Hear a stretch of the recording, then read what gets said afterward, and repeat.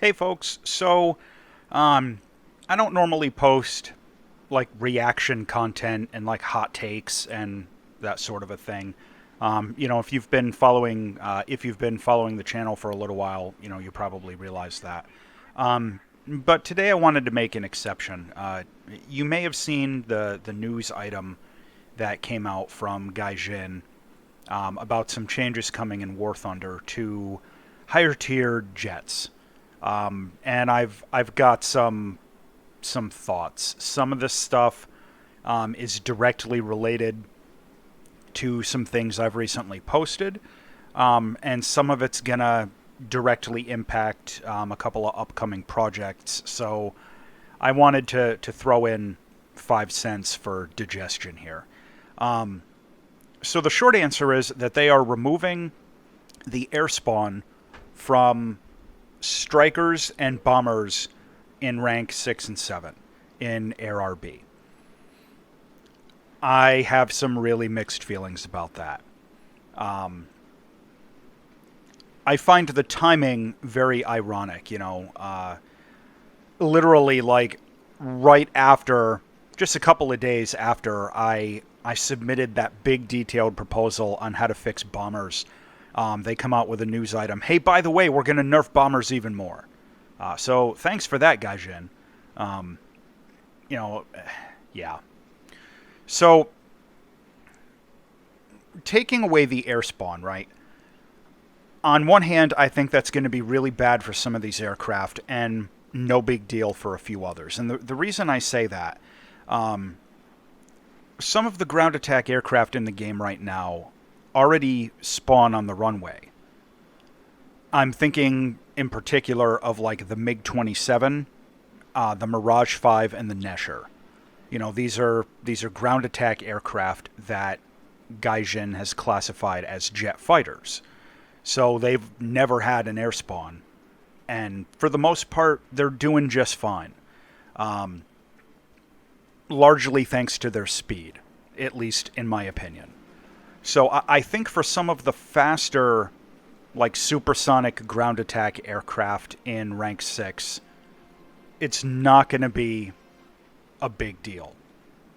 But for some of the slower stuff and some of the more lumbery stuff, it's going to be a problem. So just off the top of my head, going down the list, right? You've got like the Su-7, the Jaguars, the Q-5 and the A-5C, the F-105, the Yak-28. Those planes, I think, are probably going to be fine.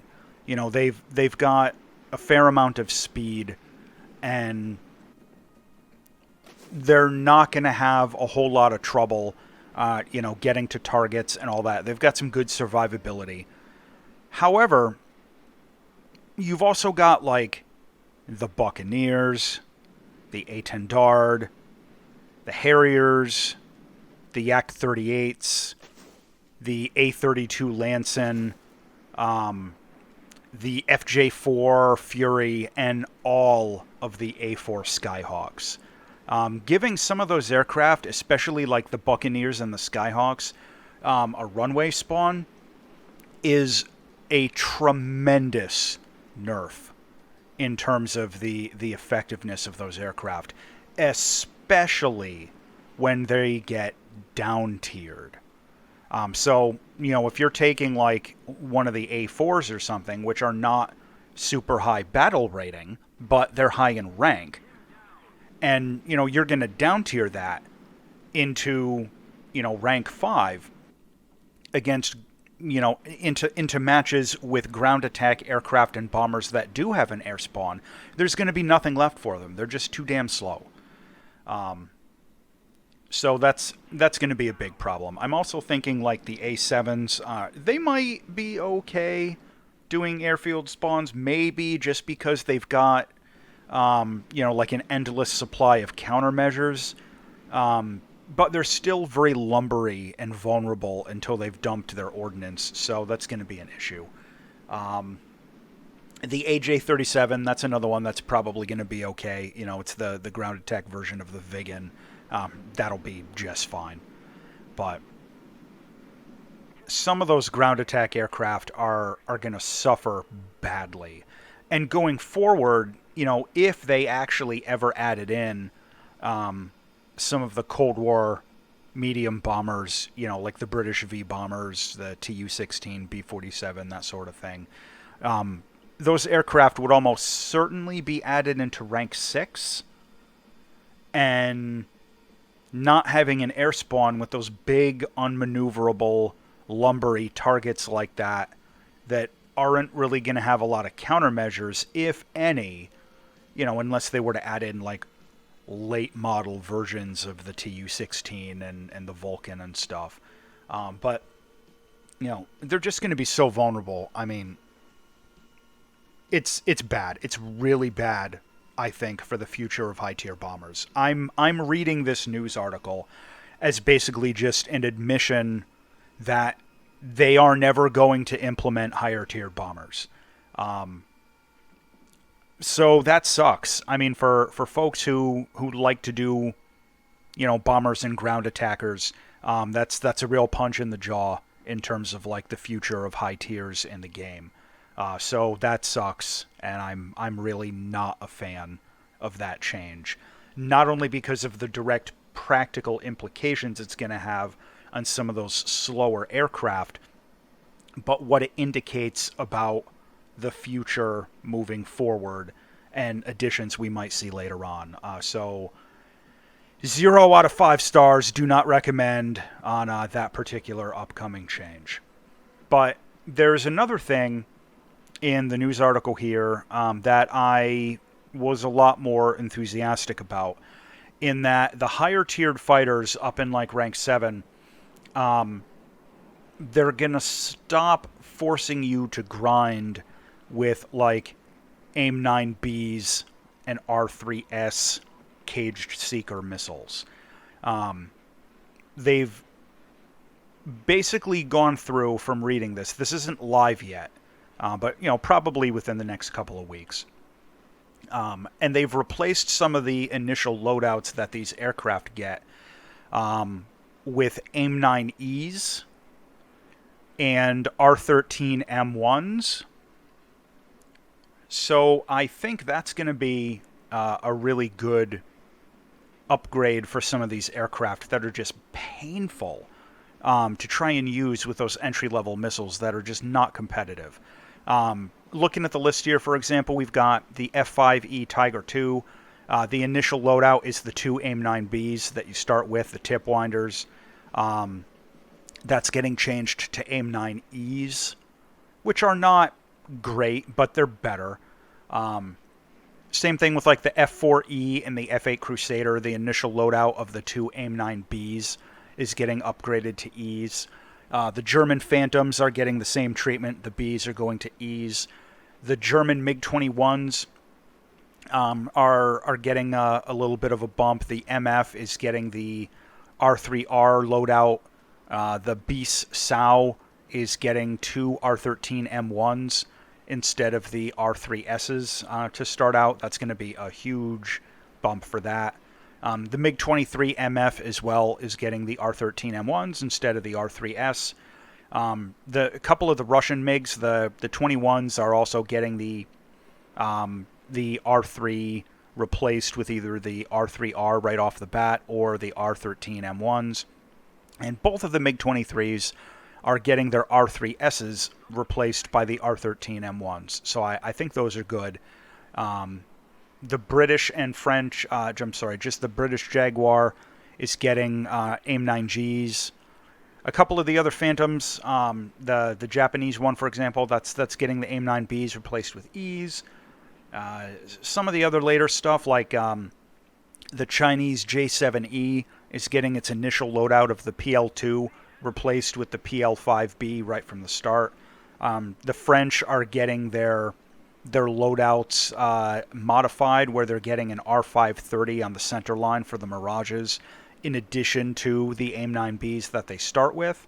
The Swedish aircraft, the J-35 and the Viggens, are getting the RB-24Js to start out, and the Israeli aircraft, the Mirage 3 CJ, the Nesher, and the Kafir C7, are also getting a little bit of an upgrade there with their loadouts. So I think those are very good. Those are good additions. Because, it's been a real slog sometimes in some of the high tier jets. Anyone who's played the high tier stuff knows. You're all excited when you unlock a plane like the Viggen, right? Or like the MiG-23M. You get some like really significant aircraft, and you're excited, and you take it out into combat in a stock or near stock configuration, and the thing is just terrible because the weapons are so damn bad. That really sucks. It kills player morale, it really saps enthusiasm, and it dramatically lengthens the grind on upgrading some of those aircraft unnecessarily.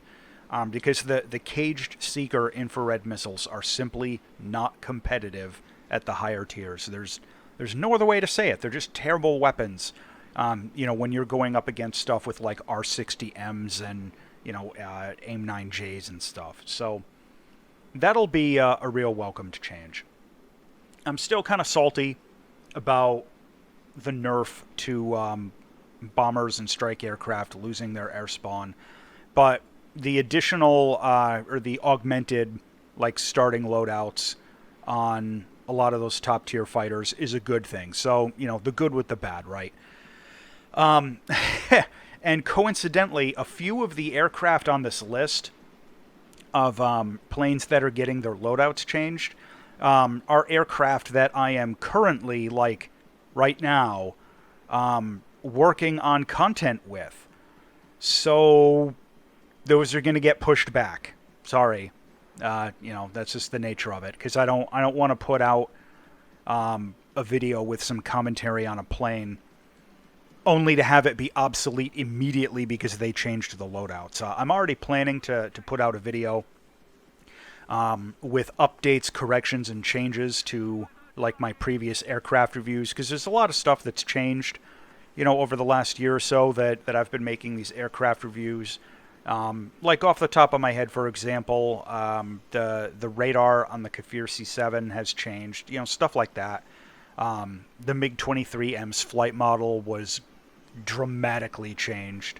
They changed the interface for like the infrared search and track. It no longer gives a PPI, it gives a C-scope, some of that. So I'm already going to be making a video trying to cover a bunch of those, corrections and updates. But a few of the active things I've got, currently cooking are going to be delayed by this announcement by, at least a couple of weeks. But no big deal. Just kind of roll with it. So I hope you guys don't mind the sort of freeform rambling content here. I don't normally post like hot take reactions like this, but this announcement today, it's directly relevant to a bunch of the stuff that I've been working on, so I wanted to say a few words about it. And I'm very salty about bombers in the future not getting the possibility of an air spawn. I've been racking my brain thinking about this for like the last hour since they came out, and like even if they implemented all of the other stuff in that proposal I sent, having the medium jet bombers spawn on the runway right next to the fighters, I just don't see any way for them to be viable at all in any way. So that's bad news. And it's bad news for anyone who likes bombers, and that sucks. But on the other hand, those augmented loadouts, initial loadouts for the fighters is incredibly good news for just about everyone once they get into, the rank 7 jets. Because those stock grinds on those top tier planes is friggin' awful. And this is going to dramatically improve the player experience there. So the good with the bad. Anyway, I'll shut up. I've been rambling for quite a while, so sorry about that. And for those who listened to the end, thanks for sticking with me here. As always, thanks for watching.